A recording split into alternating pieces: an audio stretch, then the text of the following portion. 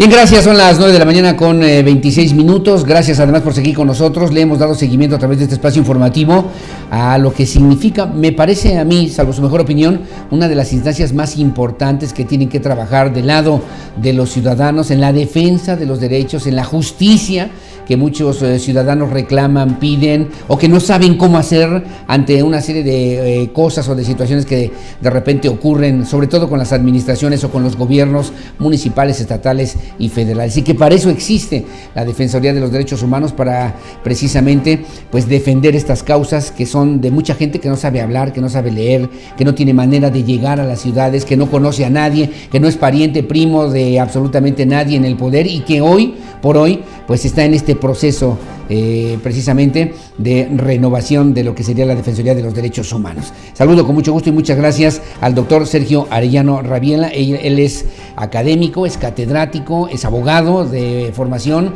doctor en filosofía y hoy por hoy también es uno de los 17 aspirantes a la Defensoría de los Derechos Humanos. Doctor Sergio Arellano, ¿cómo está? Buenos días. Hola, Aurelio, muchas gracias. Te agradezco el espacio. Al contrario, gracias por estar con nosotros, doctor. Primero le debo preguntar, que muchos tenemos conocimiento de su trayectoria académica. Usted es profesor universitario, es uno de los hombres que también estuvieron muy cerca de Jorge Carpizo MacGregor cuando fue presidente de la Comisión Nacional de los Derechos Humanos y que hoy aspira a la Defensoría de los Derechos Humanos. ¿Por qué buscar una posición de esta naturaleza hoy en Querétaro, doctor? Muchas gracias, Aurelio. Sí, efectivamente, como bien comentas, tuve la oportunidad de ser director de la Facultad de Derecho de la Universidad de Anáhuac hace 5 años. Sí. Duré 5 años y tuve el privilegio de hacerlo.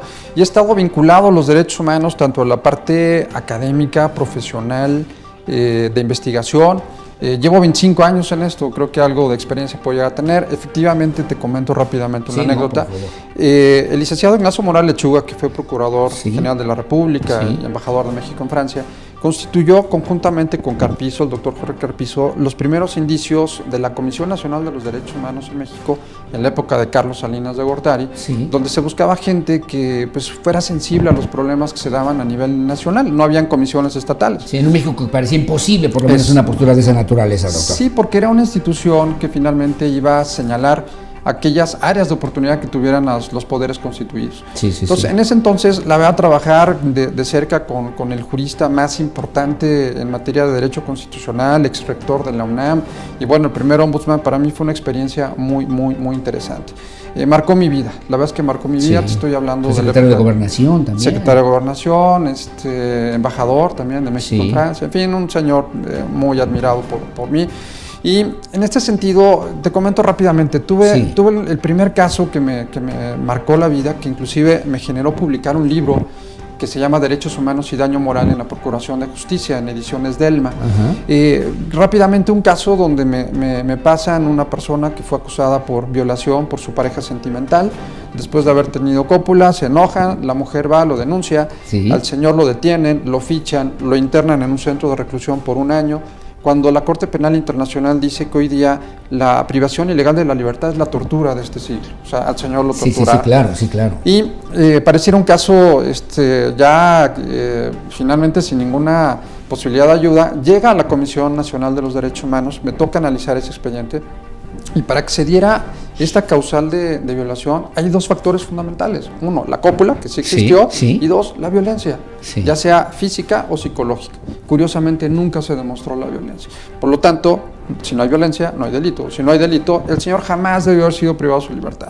Te comento esto porque al momento de que le dijimos al señor, usted tiene que estar en inmediata libertad, con lágrimas en los ojos dijo, muchas gracias por haberme transformado la vida. Sí, claro. Para mí, esos son los derechos humanos. Que es una historia de muchas, de miles que hay también en los cerezos, en los centros de readaptación social en nuestro país, ¿no? Hay que tener sensibilidad, Aurelio, hay que tener, a pesar de que tú bien lo comentabas, mis estudios son de licenciado y maestro en Derecho, pero mi doctorado es en Filosofía. Entonces tengo la oportunidad de entender más allá de la norma jurídica, más allá de lo que dice una simple ley, un simple texto, sino los derechos humanos es más de sensibilidad, es más de ayuda.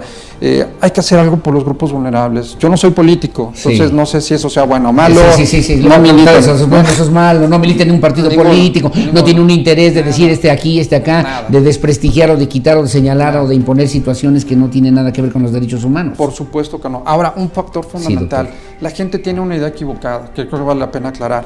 La Defensoría y las comisiones de derechos humanos a nivel nacional y estatal jamás se han constituido como órganos de afrenta con el poder, jamás. Hemos tenido una experiencia desagradable y desgastable de desprestigio, de mentiras, de señalamientos entre instituciones aquí en nuestro estado, por desgracia. Tuve la oportunidad de ser consejero en la Defensoría, entonces conozco la Defensoría desde las entrañas, desde la parte interna, y hay algo fundamental. La Ley de Derechos Humanos del Estado de Querétaro concretamente señala que se puede llevar a cabo programas de coordinación, programas coordinados, programas en conjunto con las instituciones. En caso de que pudiera ser favorecido por la legislatura, una de las ideas es prevención, hay que prevenir. Al ciudadano no le interesa que llegue una recomendación y que exhibamos a todas las autoridades que están mal. Es muy fácil destruir con comentarios infundados. Lo importante es construir. Y no necesariamente trabajar de la mano con las instituciones implica, como se ha dicho, una institución a modo. Una subordinación, una sumisión, que la palabra está de moda, por cierto, ¿no? Exactamente. Pero la idea es que haya justicia para la gente que realmente lo necesita y para la gente que además en un esquema que administrativamente pudo haber sido sentenciado a una situación legal, puede estar en contra de sus propios derechos humanos, ¿no? Por supuesto, es ayudar. Los derechos humanos son para todos. También se ha dicho que si nada más son instituciones que ayudan a delincuentes, bueno, es que todas las personas tienen derecho. Ahora, algo bien interesante, hay ponderación de derechos sobre él. De repente dicen, híjole, es que, por ejemplo, matrimonios igualitarios o temas que nos han marcado. Bueno, todos tienen derecho, pero hay una ponderación. Entonces, en un caso en concreto no lo podemos ver de manera aislada. ¿Cuál es el bien común? ¿Qué es lo que la sociedad en su mayoría desea? Y sobre eso poder tomar decisiones en aras del bien común. Sociedad en sus valores, sus principios éticos, sociedad en las necesidades que también culturalmente podamos tener en un momento determinado, doctor. Así es, efectivamente. Bueno, ahí está esta propuesta, es doctor en filosofía, me comentaba. ¿De dónde? ¿De qué universidad, doctor? Se llama, fíjate que también qué bueno que me comentas esto, que ha habido una cuestión, desgastante. Y te comentaba que afortunadamente tú eres una persona de mucha confianza para la sociedad. Gracias. Se ha criticado mucho porque mis estudios doctorales los hice en una universidad en Estados Unidos, se llama Pacific Western University, que tuvo problemas después, de las cuales soy totalmente ajeno. Yo me inscribí en un programa, lo hice en una universidad a nivel internacional en Estados Unidos, me dieron mi grado, apostillado, legalizado, ante el notario público, doy clases en doctorado. Reconocido por la Secretaría o por las autoridades mexicanas, digamos, de la Secretaría de Educación. Sí, México suscribe un acuerdo que es en la Convención de La Haya, donde señalan que la apostilla es un mecanismo de aceptación de documentos a nivel internacional. Entonces, por ejemplo, si alguien quiere cursar un programa en el extranjero, válidamente lo puede hacer. Tenga o no tenga cédula en México, esos estudios están legalizados para acreditarse en cualquier parte del mundo. Yo tengo esa legalización y esa certificación. Sin embargo, gente que no tiene nada que hacer ha estado diciendo, es que el doctor, entre comillas, pues con mucha honra y con mucho honor, sí lo soy, me gusta, me he dedicado 25 años a estudiar. Y si critican por estudiar, híjole, yo creo que estamos mal, bueno, de repente pasan cada cosa en este país, pero doctor en filosofía, ¿tiene usted la licenciatura en dónde y maestría en dónde, doctor? Exactamente. Yo inicié los estudios en la Universidad Iberoamericana, la licenciatura en Derecho, me recibí con un programa de maestría en el Colegio Superior de Ciencias Jurídicas, ahí obtuve el grado de maestría, entregué mis documentos debidamente requisitados al Congreso del Estado, donde está perfectamente verificado lo anterior, y bueno, finalmente, pues creo y alcé la mano, creo tener la experiencia, la capacidad, las ganas, la pasión de hacer algo por el Estado. Soy un ciudadano, no soy político, y deseo ayudar a la gente. Te comento rápidamente, doctor, en las universidades donde he dado clases por 25 años, que inclusive me hacen el honor de avalarme como candidato idóneo, trabajamos mucho en la cuestión del servicio a la comunidad. Me estoy refiriendo a universidades que tienen inspiración de ayuda al prójimo, ¿no? Entonces, tenemos muy claros cuáles son las áreas de oportunidad para el Estado, porque la Defensoría de los Derechos Humanos no debe ser la típica foto que se toma el político con una persona vulnerable y lo sacan en todos los medios y ya soy muy bueno. Y ya acabó, ya hace su función. Y aparte la Defensoría no solamente es el municipio de Querétaro. Traigo una idea que se me hace muy interesante, que la copié, te soy sincero, sí, no es autoría mía, sí. Cuando fui director de supervisión penitenciaria en la Comisión de Derechos Humanos en Yucatán. Ahí estuve colaborando también 5 años en la Comisión Estatal, y ellos tenían un programa bien interesante, que es la Defensoría, bueno, ya era comisión, itinerante. Entonces, en lugar de que la gente de los municipios más recónditos tengan que venir acá, vamos para allá. O sea, caminar un poquito, ¿no? A conocer el terreno, doctor. Ir a las zonas más vulnerables. Sí. Querétaro no es solamente el municipio, pero claro, está la gente de opinión, está la gente que tiene fuerza política. Tengo que quedar con ellos, ¿vean? Pero, ¿qué pasa con la gente más vulnerable? Doctor, ¿conoce usted el caso de Querétaro? La Defensoría de los Derechos Humanos ha sido motivo de escándalo. Sí, por supuesto. Situaciones que a muchos no nos gustan, pero que han ocurrido lamentablemente dentro de esta instancia tan importante, que debería tener el prestigio social incuestionable y que lamentablemente no es así, doctor. Así es. ¿Por qué buscar en este caso de Querétaro? Y le preguntaría qué haría o qué tendría que hacer o qué no hicieron o qué no han hecho en la Defensoría de los Derechos Humanos para que hoy tenga la imagen que tiene, por lo menos públicamente. Mira, tú bien lo comentas, desgraciadamente la institución se ha ido para abajo. La gente no cree en las instituciones.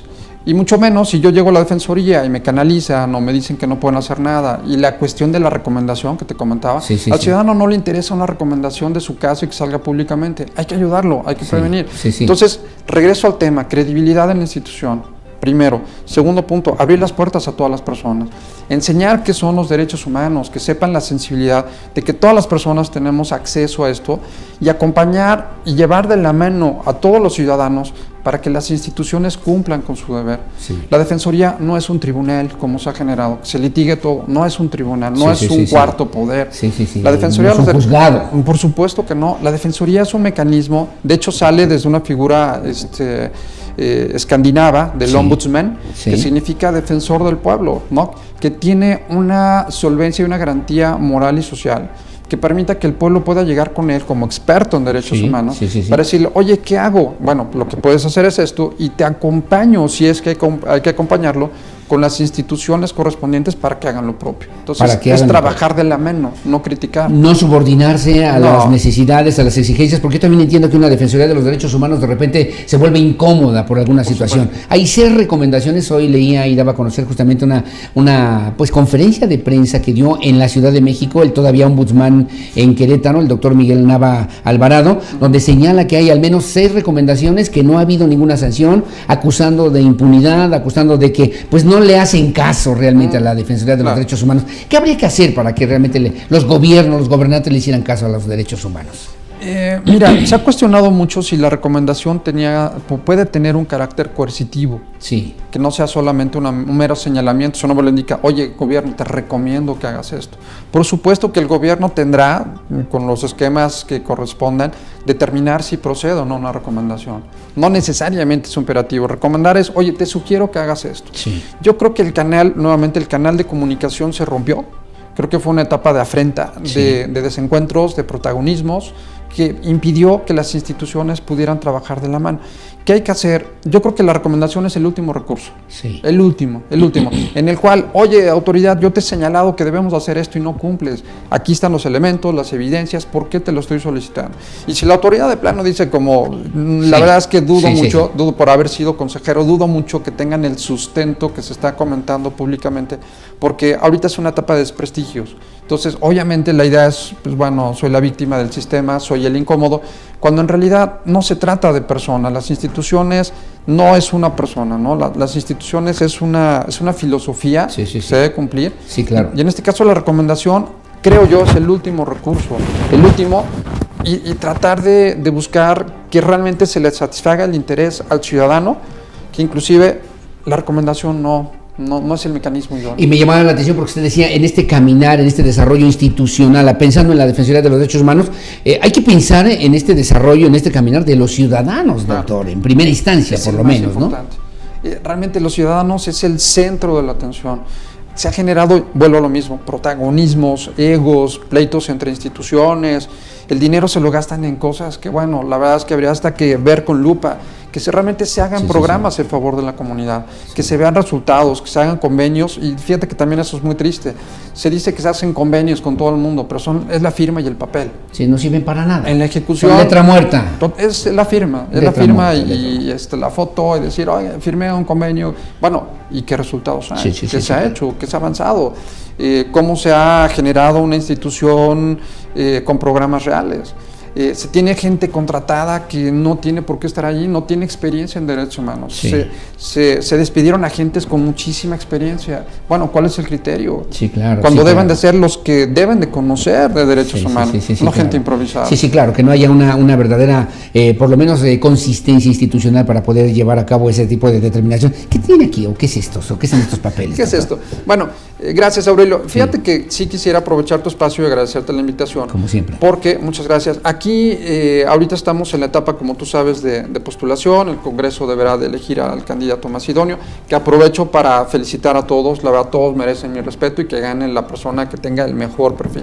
Yo, por mi parte, quisiera comentar, me siento muy orgulloso que hay instituciones que me están avalando en este proyecto. Te quería mostrar algunas propuestas, por ejemplo, el consulado del embajador de México en Montreal.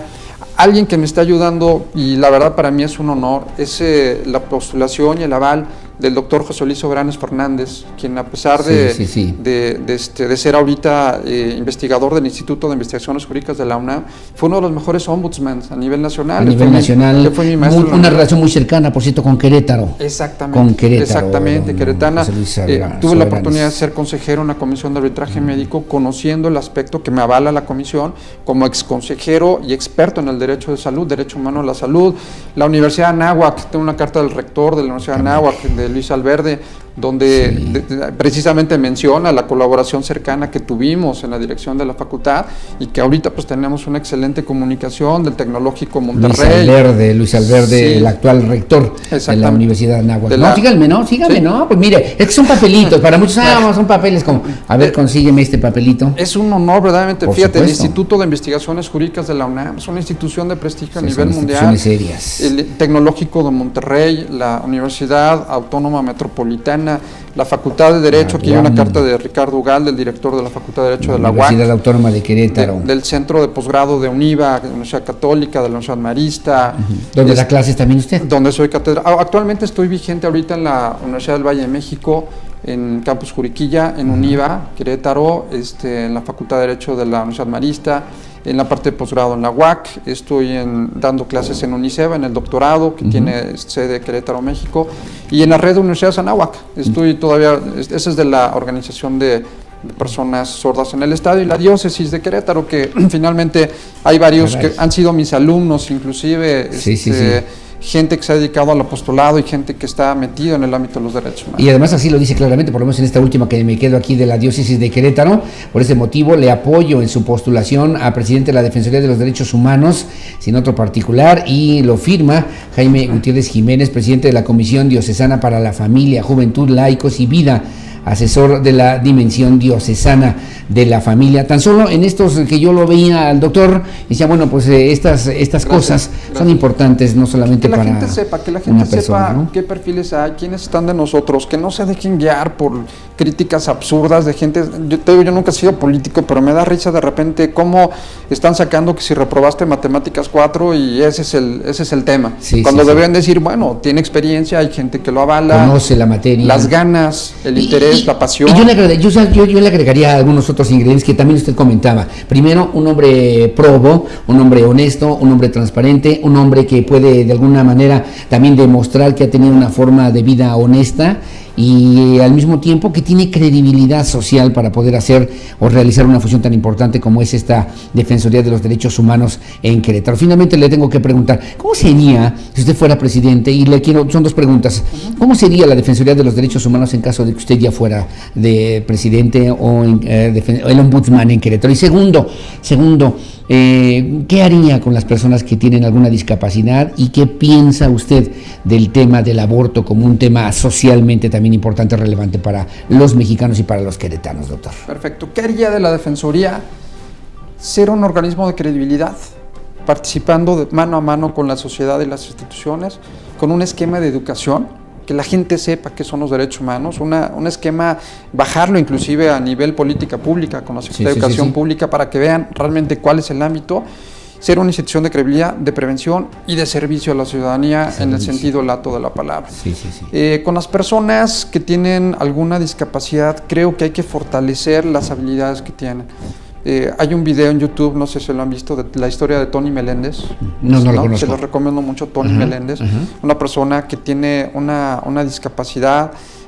Su vida pareciera que era un infierno, sin embargo él salió adelante sin tener brazos, empezó a tocar la guitarra, no sé si lo han visto, y de repente junta N cantidad de personas, el ferviente de la religión católica. Termina el video todos llorando porque está frente al Papa, y el Papa llega y le da un beso y le dice: tú eres el ejemplo de la vida y de los jóvenes, das esperanza. Hay que fortalecer esto. Todas las personas, y yo creo que este tipo de discapacidades es un concepto que había que analizar, tienen capacidades diferentes y cada uno tiene una fortaleza. A mí me encantaría incluir gente que tenga esas capacidades, porque finalmente son ejemplo y tienen una sensibilidad impresionante en las áreas de oportunidad. Sin duda alguna, y que además es una realidad que no podemos tampoco negar. Totalmente. Por lo menos en Querétaro. Y tema 13, el aborto. Del aborto. Fíjate, tocas temas complicados porque... Y yo sé que en un segundo más difícil todavía, pero doctor, yo creo que un factor fundamental es que, como te mencionaba hace un rato, la ponderación de derechos. Si tú me preguntaras, ¿matar a un ser humano indefenso? Te diría que no. Si yo te dijera, ¿está en riesgo la vida de una mujer? Te diría, habría que analizarlo. Ponderación de derechos. ¿Cuál es el bien jurídico tutelado? Estoy en contra, por ejemplo, de que en la Ciudad de México existe una figura donde antes de las 2 semanas puedes abortar sin ninguna causal. Está en contra de esa figura. Ha habido personas que han llegado, mujeres, por una sexualidad irresponsable, 8 abortos como si fueran a sacarse una muela. En eso yo no estoy de acuerdo. Pero sí que exista una posibilidad de analizar cada caso en concreto. Darle mayor credibilidad a las instituciones, me refiero desde el DIF, a los jueces, que tengan sensibilidad para decir, en este caso sí y en este caso no. Entonces creo que hay que valorar siempre la vida como un factor fundamental, y si está en peligro la vida de la madre, pues te dices, bueno, pues el aborto, pues te diría sensibilidad humana, que se dice fácil y que parece discurso, pero que es parte de lo que creo que nos hace falta también como sociedad. Totalmente, ser muy conscientes, muy sensibles, y sería muy imprudente de mi parte decirte a favor o en contra. Yo te diría el respeto a la vida, respeto a la vida y ponderación de derechos, cada caso. Me encantaría seguir platicando con usted. ¿Qué opina de lo que pasó en Monterrey? Por ejemplo, yo lo estoy entrevistando como si fuera un ombudsman, pero bueno, ¿qué opina de lo que pasó en Monterrey? ¿Qué pasa en las familias? ¿Qué pasa en la vida cotidiana? En fin, pero pues el tiempo se nos termina, doctor. Yo le deseo lo mejor, como lo hemos hecho también con las personas que nos han antecedido en este mismo espacio, para platicar de su deseo de estar al frente de la Defensoría de los Derechos Humanos. Sí creo que la Defensoría es una instancia que requiere y que necesita esa sensibilidad social para poder escuchar, atender, resolver, y usted lo dijo bien, servir a la sociedad queretana, más allá de los intereses o de los postulados políticos, ideológicos o de algún grupo que esté o no esté en el poder, ¿no? Exactamente, así es, Aurelio. Pues enhorabuena y felicidades, doctor, que sea lo mejor. ¿Dónde lo pueden ubicar? ¿Dónde lo pueden seguir? ¿Dónde podemos conocer lo que usted ha hecho también en términos académicos y también culturales? Con mucho gusto. Fíjate, tengo una página académica que se llama Material de Estudio Dr. Sergio Arellano Rabiela. Ahí encuentran pues todo lo que publico de mis artículos y demás. Me pueden encontrar, todos los jueves escribo en el periódico AM. Es colaborador de la AM. Y mi Twitter es @Arellano Rabiela. @Arellano Rabiela. ¿Queretano? Por convicción. Por convicción. ¿Cuántos años en Querétaro, doctor? 7 años. 7 años en Querétaro. Pues enhorabuena, felicidades. Saludos además a Sergio Arellano, joven comunicador, que lo conocimos ahí en Radio 11 hace ya algunos años, pero un joven talentoso. Y que tendremos oportunidad también de platicar con él en algún momento. Gracias, doctor, que tenga buen día. Gracias, Aurelio. Hasta luego, que tenga buenos días. Son las 9 de la mañana con 48 minutos. Hacemos una pausa. La opinión será de los legisladores, que tendrán que decidir entre las 17 personas que están aspirando a la Defensoría de los Derechos Humanos, pero me parece importante, por lo menos, que conozcamos estas trayectorias en la gente común y corriente como usted y como yo, para que sepamos quién se va a quedar al frente de la Defensoría de los Derechos Humanos en Querétaro. Hacemos una pausa, volvemos con más. Querétaro 24/7. 24 horas los 7 días de la semana de información y música. Querétaro 24/7. Sigue nuestras redes sociales, Facebook, Twitter, Instagram y YouTube. Querétaro 24/7. Querétaro 24/7.